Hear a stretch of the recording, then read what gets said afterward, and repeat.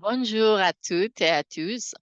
Merci de vous joindre à nous pour ce webinaire consacré aux principaux aspects du projet RIS 3.0 soumis commentaire public récemment publié par l'Architecture pour les transactions de RED plus ART. Je m'appelle Lucia Madrid. Je suis la directrice associée des politiques chez SART. Je suis ravie de vous présenter cette nouvelle version provisoire du standard et de vous expliquer la procédure à suivre pour soumettre vos commentaires publics.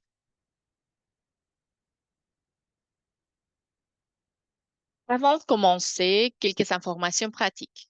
Vous pouvez soumettre vos questions à tout moment à l'aide de la boîte de questions et réponses située en bas de l'écran du webinaire. Nous répondrons aux questions à la fin de la présentation. Ce webinaire est enregistré et sera disponible avec les diapositives sur notre site web que vous pouvez voir sur l'écran. Sur la page qu'on a spécialement pour TRIS 3.0. Vous trouverez également le projet complet de TRIS 3.0 et un résumé de modifications sur cette page. Pour ceux qui ne connaissent pas bien l'art, je commencerai par une brève présentation. L'ART est un programme mondial de crédit carbone conçu pour délivrer des crédits RED+ de haute qualité et juridictionnels.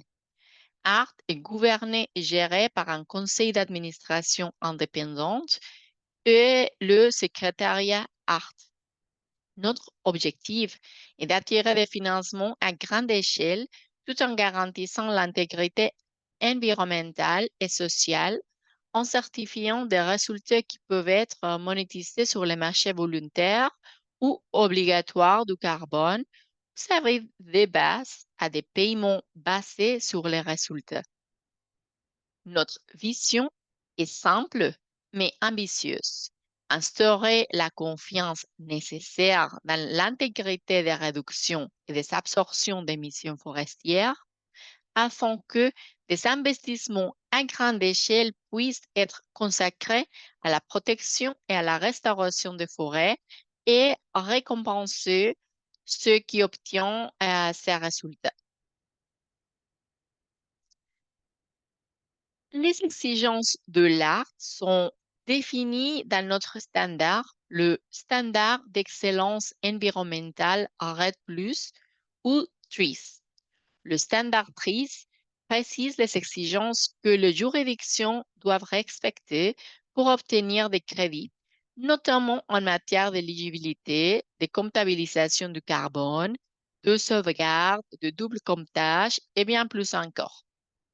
TRIS stipule également que l'ART doit réviser le standard au moins tous les 3 ans afin de tenir compte de l'évolution des meilleures pratiques, des nouvelles technologies et des nouvelles connaissances scientifiques, ainsi que de l'expérience acquise dans la mise en œuvre du standard. Nous sommes ravis de réviser TRIS maintenant que nous avons des juridictions à tous les stades du processus ART. 26 juridictions participent actuellement à l'ART, couvrant au total 442 millions d'hectares de forêt.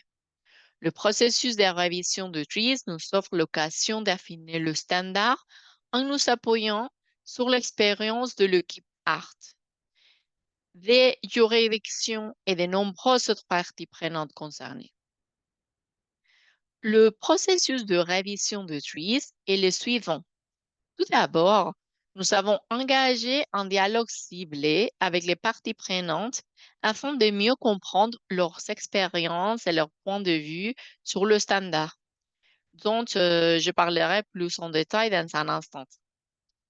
Le secrétariat d'ART a ensuite travaillé avec le conseil d'administration d'ART pour identifier les éléments de TRIS à mettre à jour et à réviser un projet.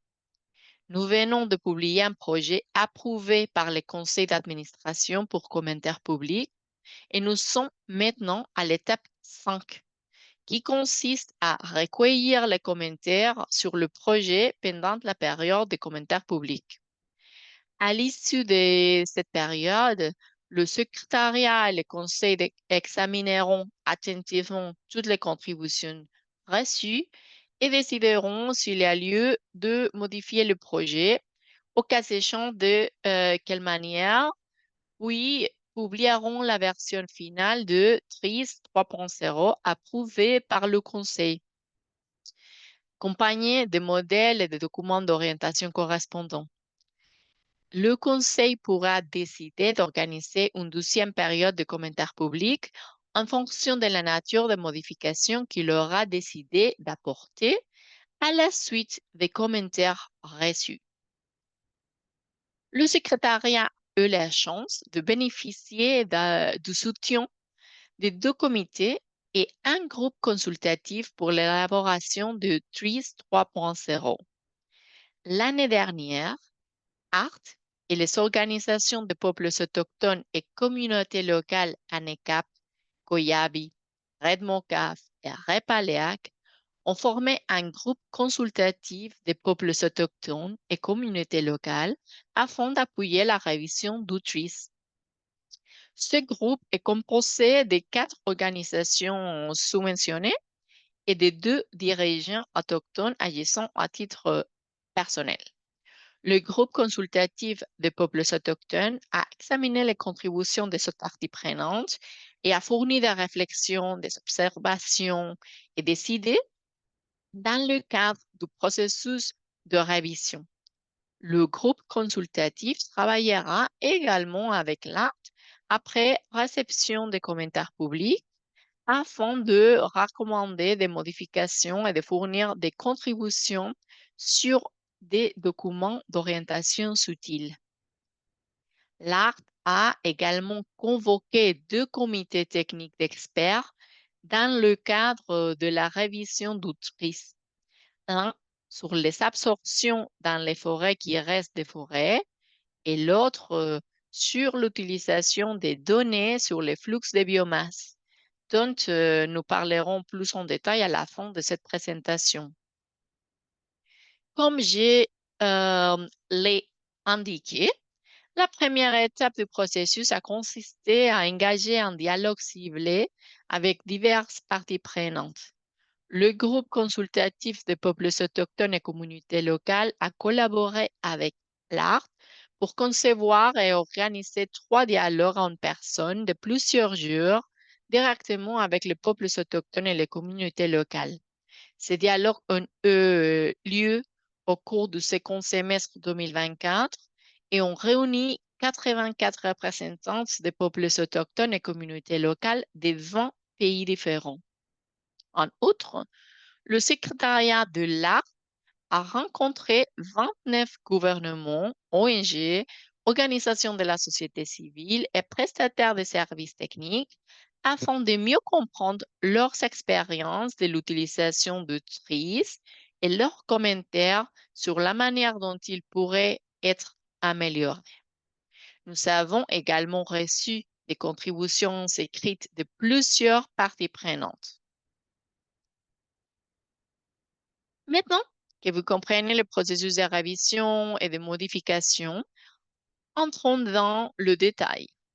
Je vais concentrer cette présentation sur les modifications les plus importantes proposées par TRIS 2.0, en partant du principe que vous connaissez déjà les éléments fondamentaux de TRIS 2.0. Je vous rappelle que vous pouvez trouver le résumé complet des modifications ainsi que la version préliminaire intégrale de TRIS 3.0 sur le site web de l'ART, ainsi que la version actuelle du standard. Commençons par le début.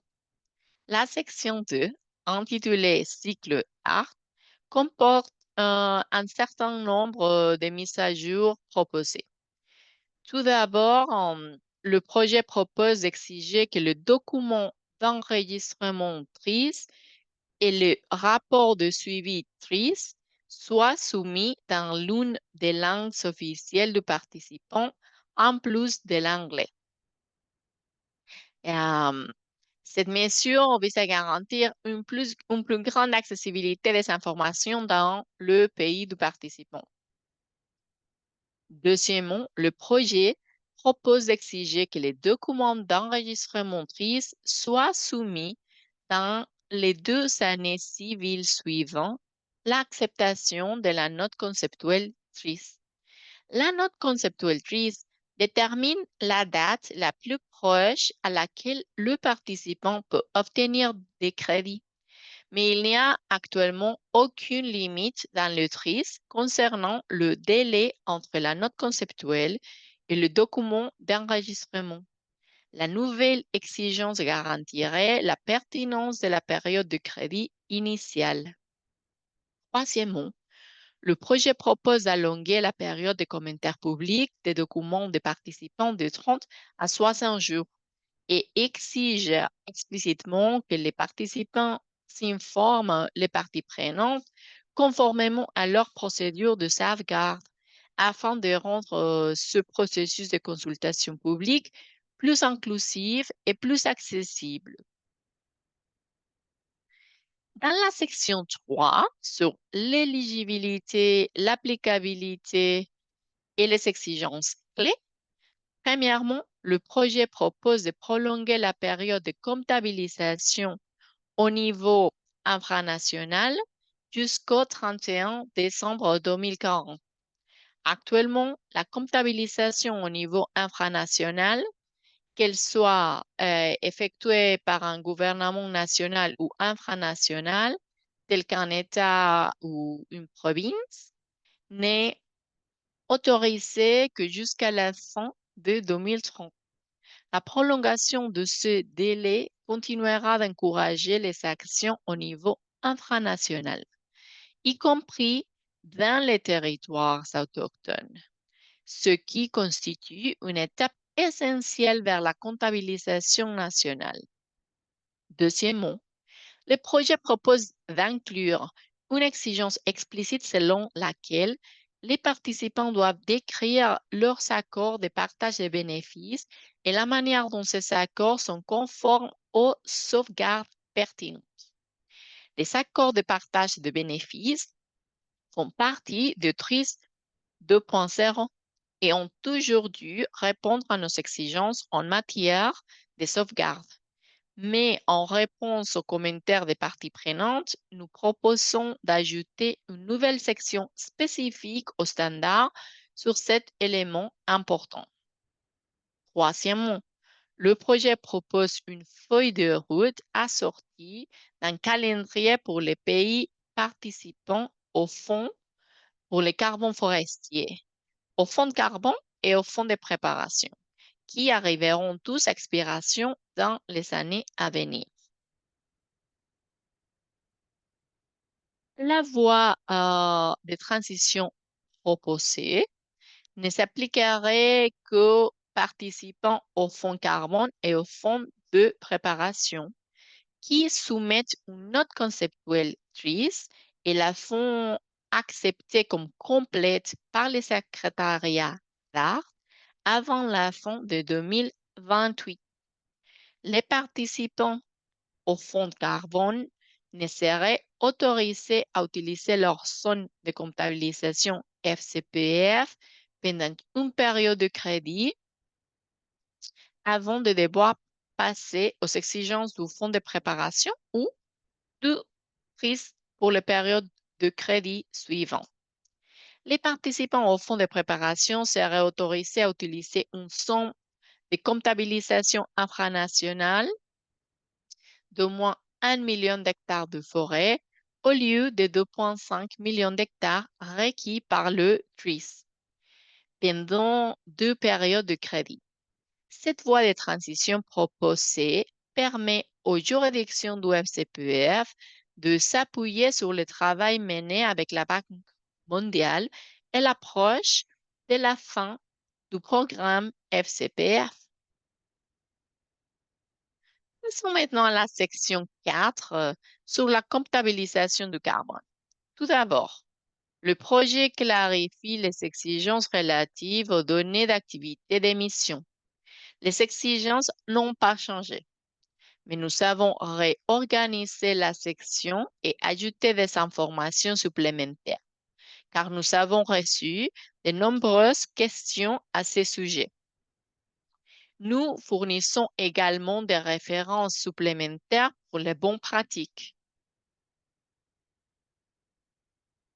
Deuxièmement, le projet sépare et clarifie les exigences relatives aux données d'activité d'absorption.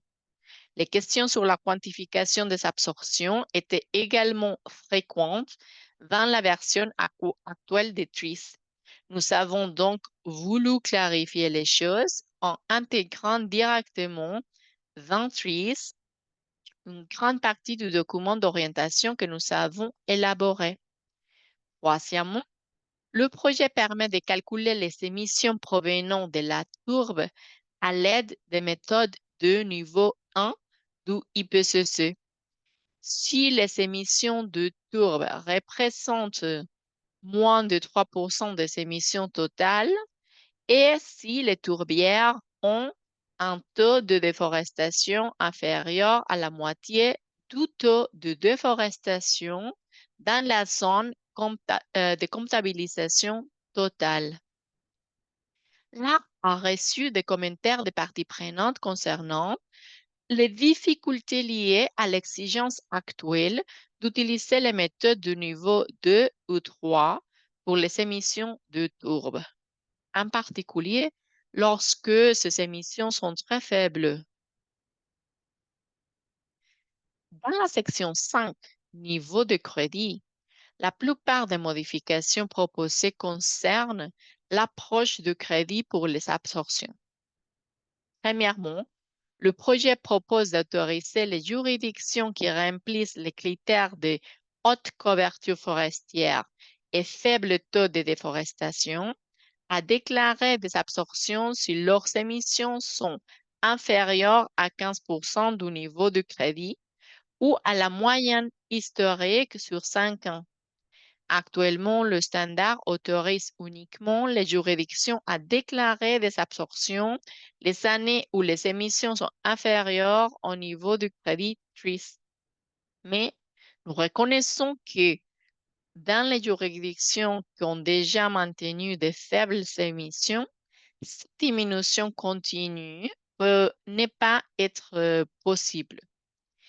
Deuxièmement, le projet propose de réviser les définitions de la forêt commerciale et de la restauration des forêts naturelles en réponse aux commentaires des parties prenantes qui estimaient que des modifications étaient nécessaires afin de réduire la confusion quant aux activités de restauration incluses dans chaque catégorie.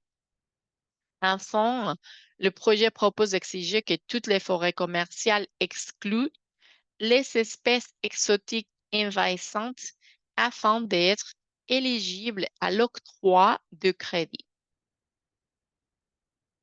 Dans la section 7 sur les inversions et les fuites, premièrement, le projet propose d'exiger que les participants agents subis une inversion contribuent à hauteur de 30% de leur crédit à la réserve tampon pendant les 5 années suivant à l'inversion. Il s'agissait déjà du résultat probable car les participants auraient, eux, des difficultés à démontrer l'efficacité des facteurs d'atténuation en cas d'inversion. Cependant, nous avons souhaité que cela soit précisé dans les standards afin d'accroître la transparence et de rationaliser les processus de notification et de vérification. Deuxièmement, le projet propose de clarifier les exigences applicables aux participants qui entrent dans l'art après avoir signalé une inversion dans leur rapport de suivi initial. Cette clarification avait déjà été publiée dans un document distinct sur le site web d'ART, mais elle est désormais incluse dans le standard. Dans la section 8 sur l'incertitude, le projet propose d'exiger que l'incertitude soit évaluée séparément pour la réduction d'émissions et les absorptions, plutôt que conjointement. Cela s'aligne sur les modifications apportées à l'ensemble d'outils afin de calculer séparément les réductions d'émissions et les absorptions. Elle reconnaît le fait que les réductions d'émissions et les absorptions peuvent présenter des niveaux d'incertitude différents. Dans la section 10 sur le calcul des réductions d'émissions et des absorptions, le projet propose plusieurs modifications visant à rationaliser, à clarifier les équations. Premièrement, le projet propose de simplifier les équations relatives aux absorptions afin de les rendre plus claires. Nous espérons à nouveau que cela permettra aux participants de mieux comprendre les exigences. Deuxièmement, comme recommandé par de nombreuses parties prenantes, le projet propose de séparer toutes les équations relatives aux réductions d'émissions et aux absorptions qui sont déclarées séparément dans le registre ART. Cette modification élimine la confusion liée au fait d'avoir un seul ensemble d'équations d'entrées tout en devant faire vérifier les sous-totaux pour l'étiquetage dans le registre. Troisièmement, le projet propose d'inclure dans les équations les déductions pour les réductions d'émissions et les absorptions provenant d'autres initiatives ou pour lesquelles les participants ne disposent pas explicitement de droits. Ces déductions devaient déjà être déduites des volumes de crédits tristes, mais n'étaient pas incluses dans les équations de la section 10. La modification proposée est conforme aux orientations publiées par l'ART sur ce sujet au début de l'année. Quatrièmement, le projet propose d'appliquer la contribution de réserve tampon après que toutes les autres déductions ont déjà été effectuées. Cela garantit que toute compensation d'inversion provenant du réserve tampon est effectuée avec des crédits qui représentent les résultats réels pour lesquels les participants détiennent les droits. Dans la section 12 sur les sauvegardes environnementales, sociales et de gouvernance, premièrement, le projet propose de regrouper les indicateurs de structure et de processus en un seul indicateur, structure et processus, pour chaque thème. En réduisant les répétitions et en consolidant les informations connexes, il sera plus facile pour les participants de documenter leur programme et leurs résultats. Cette modification facilitera également la consultation des documents pour les parties prenantes qui pourront ainsi trouver plus facilement les informations, mieux comprendre la conception et la mise en œuvre du programme RED+, et fournir des commentaires utiles s'ils les souhaitaient pendant la période de consultation publique. Deuxièmement, le projet propose de modifier le calendrier et la forme des rapports sur les indicateurs de résultats. Actuellement, TRIS 2.0 exige qu'au début de la première période de crédit, les participants démontrent leur conformité avec les indicateurs des résultats ou présentent un plan pour atteindre la conformité avec les indicateurs des résultats au plus tard 5 ans après leur addition à l'ART. Cette exigence a souvent été mal comprise et interprétée à tort comme signifiant que TRIS n'exigeait aucun rapport sur les résultats pendant 5 ans. Dans TRIS 3.0, nous avons supprimé cette formulation afin d'éviter toute confusion et avons expliqué les rapports attendus sur les indicateurs de résultats ainsi que sur les indicateurs de structure et de processus dans les documents d'enregistrement TRIS et le rapport de suivi TRIS. Troisièmement, le projet propose une révision de la description de chaque indicateur afin de simplifier le langage et d'améliorer la cohérence. Le projet déplace également une exigence générale clé concernant la mise en œuvre des mesures de sauvegarde conformément aux conventions et accords internationaux pertinents ratifiés et ancrés dans le cadre juridique, les politiques ou les processus nationaux au début de la section sur les mesures de sauvegarde plutôt que de l'inclure dans chaque indicateur. Cette modification contribue également à simplifier les indicateurs. Quatrièmement, le projet propose d'inclure les femmes, les jeunes et les groupes vulnérables dans les thèmes liés à la participation pleine et effective et au renforcement des avantages sociaux. Si ces groupes ont toujours été implicitement inclus dans les sauvegardes TRIS, cela est désormais explicite dans les standards. Cinquièmement, le projet propose de faire référence aux peuples autochtones, communautés locales et peuples d'ascendance africaine dans les passages qui font actuellement référence aux peuples autochtones et communautés locales. En outre, il propose d'inclure explicitement les communautés transhumantes et les peuples isolés dans le standard, dans les thèmes clairs relatifs aux sauvegardes tels que ceux liés à l'identification des peuples autochtones, communautés locales et peuples d'ascendance africaine au respect de leurs droits et au respect à la protection des connaissances et pratiques traditionnelles. Enfin, le projet propose de clarifier les thèmes liés à la répartition des bénéfices afin de répondre aux questions courantes sur le standard actuel et d'indiquer explicitement que les participants doivent rendre compte de la manière dont ils ont respecté les sauvegardes de Cancun tout au long de la conception et de la mise en œuvre de leur mécanisme de répartition des bénéfices. Dans la section 13, éviter le double comptage. Premièrement, le projet propose de clarifier les exigences relatives à la déduction des réductions et des absorptions d'émissions vérifiées provenant d'autres initiatives basées sur le CO2, y compris les projets de crédit carbone ou les paiements basés sur les résultats du volume de crédit triste. Cela est conforme aux directives publiées par ARC sur ce sujet plus tôt cette année. Deuxièmement, le projet propose de préciser que des écarts peuvent être soumis pour ces exigences afin de répondre aux questions fréquemment posées à l'art. Troisièmement, le projet propose de clarifier les exigences relatives aux ajustements correspondants, y compris les dernières orientations de la Convention cadre des Nations Unies sur les changements climatiques.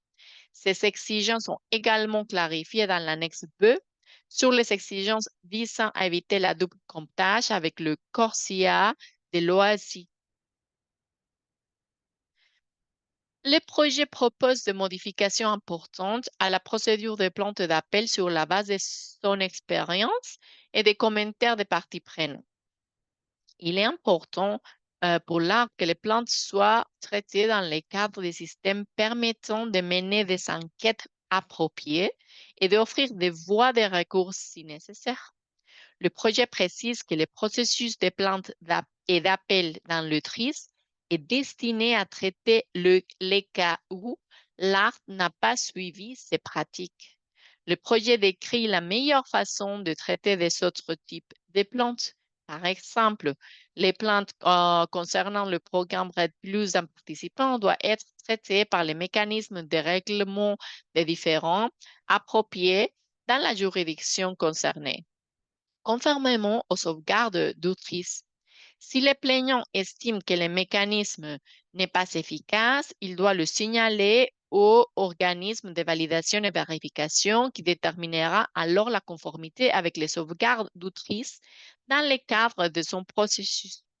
Les plaintes concernant la conduite ou les décisions du organisme de validation et vérification doivent être signalées directement au organisme via son processus de plainte ou peuvent être transmises à l'ART, qui les traitera dans le cadre du processus de supervision du organisme de validation et vérification ou les soumettra au processus de plainte du organisme. Le projet propose également de modifier la procédure de plainte et d'appel afin de créer une liste d'évaluateurs enquêteurs potentiels qui ne font pas partie de l'ART ou de WinRAR. Si une plainte est déposée, une personne appropriée sera sélectionnée dans la liste en fonction de sa disponibilité et de la nature de la plainte. Le projet prévoit également une révision des critères d'éligibilité et de la procédure de dépôt d'une plainte ou d'un appel. Ces modifications ont été apportées sur la base des commentaires des parties prenantes et d'un examen de procédure des programmes similaires. Enfin, le projet a mis à jour les étapes et les délais du processus d'examen. Comme je l'ai mentionné précédemment, ART a également convoqué deux comités techniques d'experts dans le cadre du processus de révision du programme TRIS. Le comité forêt qui reste de forêt examiner les possibilités d'intégrer dans TRIS les absorptions provenant des forêts qui restent de forêt. Par exemple, ceux qui résultent de la restauration des forêts dégradées. Le comité a relevé des questions en suspens concernant la garantie de l'additionnalité et la faisabilité de la quantification des absorptions dans les forêts à l'échelle juridictionnelle. En conséquence, le conseil d'administration de l'ART a décidé de ne pas inclure les absorptions provenant des forêts qui restent des forêts dans les standards pour le moment. Le deuxième comité a examiné la disponibilité de données sur l'afflux de biomasse ou estimation directe des variations de la biomasse à partir de données satellitaires ou aériennes en vue de leur inclusion dans TRIS.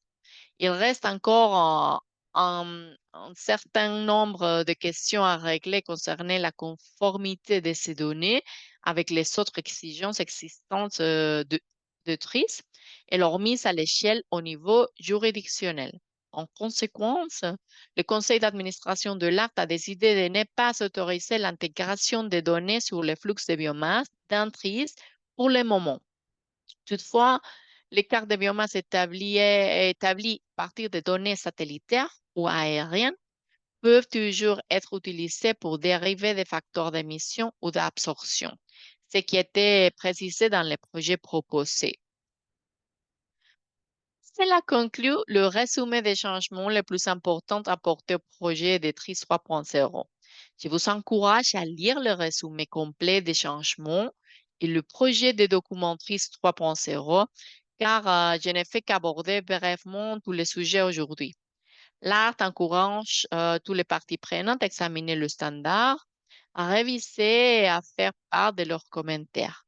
Comme vous l'avez sans doute compris lors de la présentation, nous prenons très au sérieux les commentaires des parties prenantes et apprécions les contributions de tous nos groupes de parties prenantes afin de nous aider à élaborer le meilleur standard possible. Vous pouvez consulter le site qu'on a maintenant à la diapositive pour accéder aux documents disponibles en anglais, espagnol, portugais, français et soumettre vos commentaires pendant la période de commentaires publics. Les commentaires seront acceptés jusqu'au 22 septembre 2025 et dans toutes les langues. Pour soumettre vos commentaires, veuillez envoyer un email à red@winrock.org